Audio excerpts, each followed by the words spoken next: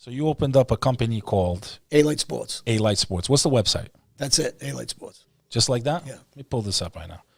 So you're telling me basically you kind of opened up like that movie with Pacino, Two for the Money? Yeah, Peter Black runs my Seriously? office. Yeah, really. I got guys on computers all over Your the place. first pick in sports consulting, Alite Sports. Yeah.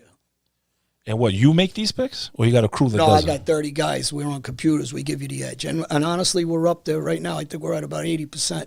Are you into sports, man? Yeah, I always say. What's your favorite one? If you were like betting, what would you bet on? I'm not, it would definitely be football, baseball. I'm not a big, hockey's, to me, it's a difficult sport. So if I want to use your services, I want to give it a run as a gambler. Right. You go on my email, contact us. There's different packages. So how do you get compensation for the information? How does it work? Is it based if I win? You buy a package for me for a month or a week. Is it based on if I win or how does it? No, we don't take a percentage. Some of the offices do take a percentage. Well, we just take a straight fee for giving you the action. I tell guys, follow us. Before you join, you can follow us. We're at about 81% right now. I mean, it ain't going to stay that high, but we're pretty high now. That is pretty fucking 8 out of 10 chance that and they're going to win. One of my partners is... all sports? Yeah, Peter Black is a big basketball guy. So he's known like in the world for this stuff? No, I'm saying he's a big... he knows his shit. He knows his shit with basketball. And then my other guy that works with him, and one of his friends, is very good, and he's also good with hockey, and he was pretty good with baseball. But as someone that was a bookie, and I know you want people to, obviously, because it's good for you if they do. Oh, yeah. What would you advise someone that's young? Should they ever fucking gamble? If you're going to gamble like a sucker, no. And I want to tell you what a sucker is. If you're betting reverse bets, if you're betting parlays, if you're not betting straight games, if you're betting some of these guys that gamble with me over the years are betting 10 games. Guys that were friends of mine. And sports betting can take you down. Sports betting can take you down quick. If you're trying to bet 10 games, trust me, you're not winning. It's almost impossible to win 10 games. So even if you go 6-4, right, you're breaking out even because of the juice and stuff. But if you come into like my office or somebody where we're giving you 1 or 2 hot games, like some games we don't, some days I have a friend of mine that calls me, hey, you don't got no game today. I said, you want me to give you a game just to give you a game? I said, I don't want to do that. We're giving you games when you got the edge. Yeah, you want to stay ahead. So sometimes we don't put a game up, and guys want a game from us. How long has this been up? It's been up about 6 months. Let me ask you another question since we're talking about gambling. It's an interesting subject for me.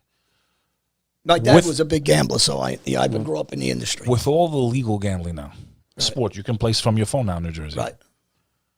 I mean, is it even worth? Would people even go to criminals now for bookies? I mean, bookies still exist, I think, but is it even worth it at this point? Well, I'm going to tell you why. Yeah. Why? Is. Because you got to put. Because I thought that would just put them out of business. No, because you can bet without having money with a little credit. You can bet and get behind the 8 ball. Like say if you knew me and we're friends and I'm not talking about betting where you're going to get yourself in trouble. Because if it's really, but if you're betting through these sites, you got to pay up front. You got to put it on the card up front. But if you're betting, still the old-fashioned way, you have a little leeway. You can get some credit. You can bet with no money, and you can, if you have so convenient. So if someone's on a bad run, they're going to go to the bookie. Different way, right? I did HBO. I did a show definitely on Showtime on legalizing sports gambling. I don't know if you know that. No. Yeah, I did a 60-minute show years ago, and I was saying that I was all for legalizing sports gambling in New Jersey at the time. Do you think that it definitely hit the bookies' pockets a little bit? No. There's so much money in this industry. No. It's a $1 billion industry. No one's going to stop gambling. What do you think the government took over the numbers business for and made it the lottery? But not all bookies are gangsters. No, now it's different. You got white collar criminals all over the place that are taking action. You got regular everyday Joes that own stores that are taking action. It's not like the old days where it was just mobsters taking action. It's everybody. It's part of everyday life really now. It's not like before. There's casinos all over in every city, every state now.